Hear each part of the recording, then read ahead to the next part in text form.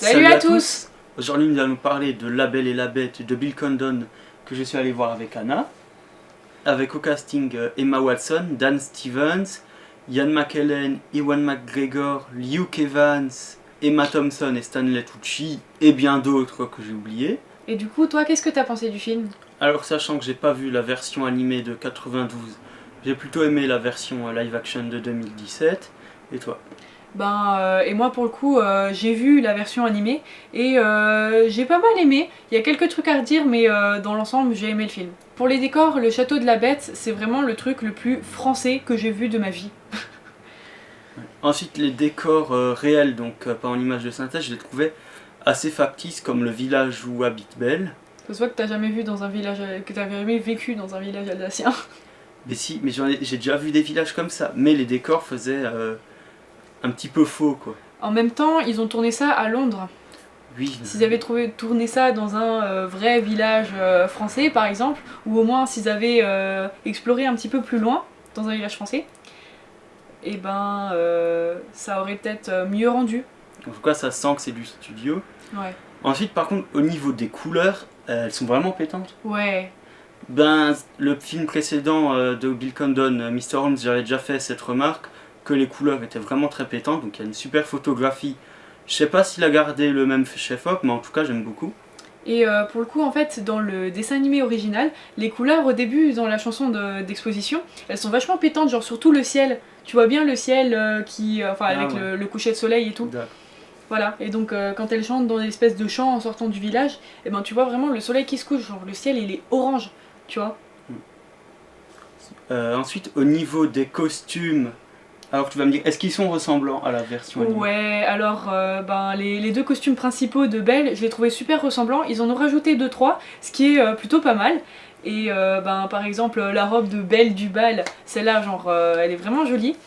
Et Ouais, les habits tout dégueux de la bête qu'il a au début, est-ce qu'ils sont dans l'animé? dans l'animé. Dans la version animée. Ouais. Je me souviens plus exactement. En fait, j'ai pas re-regardé la version genre juste avant d'aller voir le film. J'ai dû la voir la dernière fois l'année dernière. Mais par exemple, la robe de Belle du village, en fait, genre la bleue et blanche, elle était vachement ressemblante. Pareil pour les coupes de cheveux. Genre l'espèce de frange de Belle, je la trouvais pas mal ressemblante aussi. Et le costume de la bête aussi du bal. Et au moins, on trouve une explication dans le film.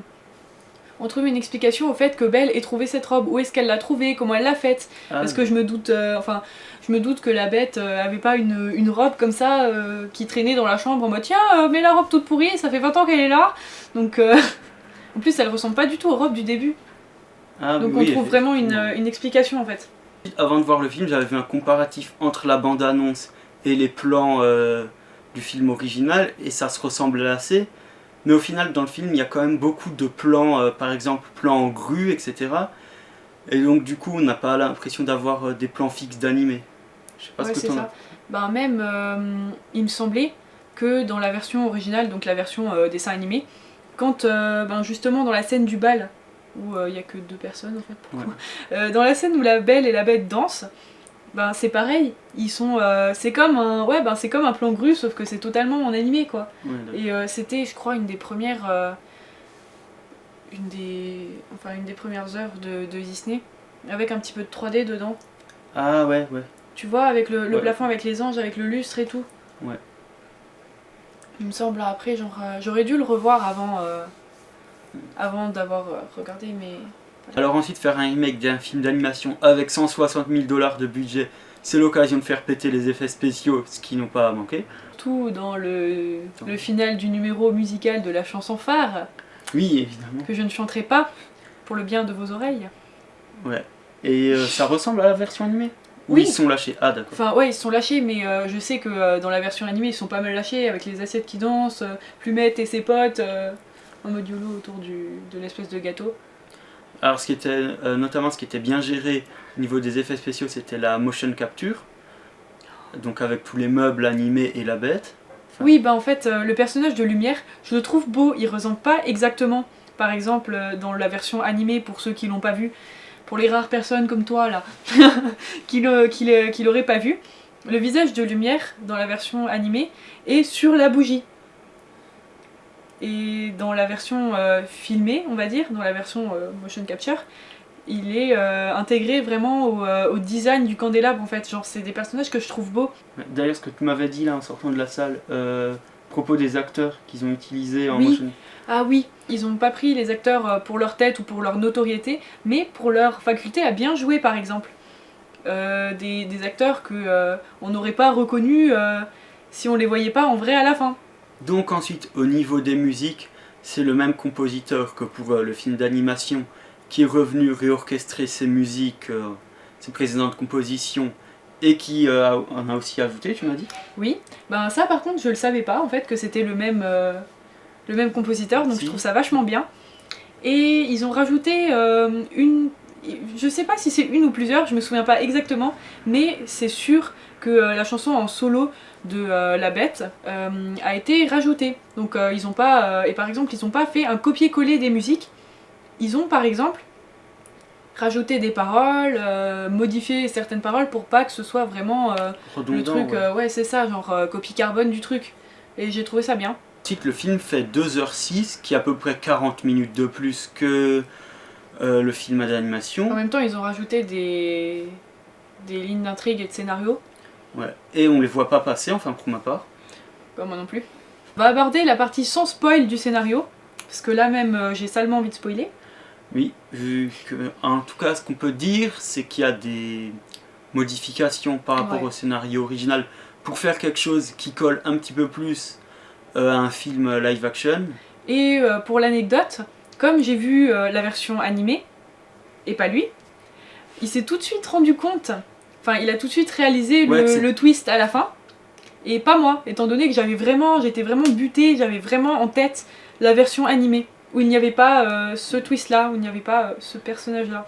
Enfin, c'est pas vraiment un gros twist, c'est pas un twist comme Oui, bah oui. Darth Vader qui dit je suis ton père. Et du coup, c'est une ficelle scénaristique utilisée dans les films live action, qui avait pas forcément besoin de mettre dans un film d'animation. Et en plus, ça a plus de cohérence, je trouve.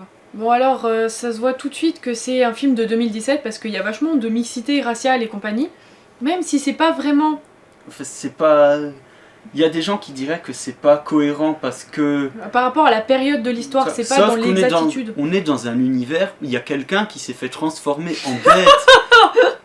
Et on est dans l'univers de Disney où les choses se passent plutôt de façon heureuse.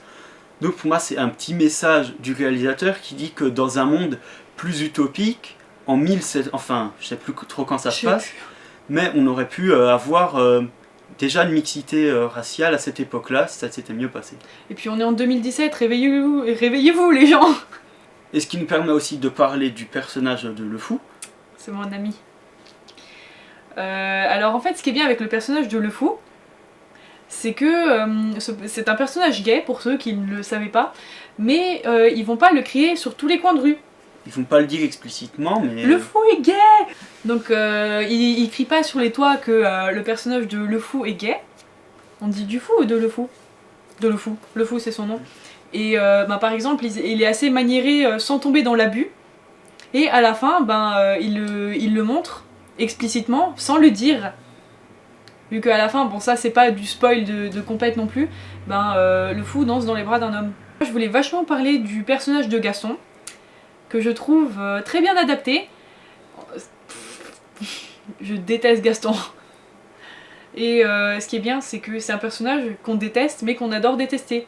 Il est très très bien adapté par Luke Evans.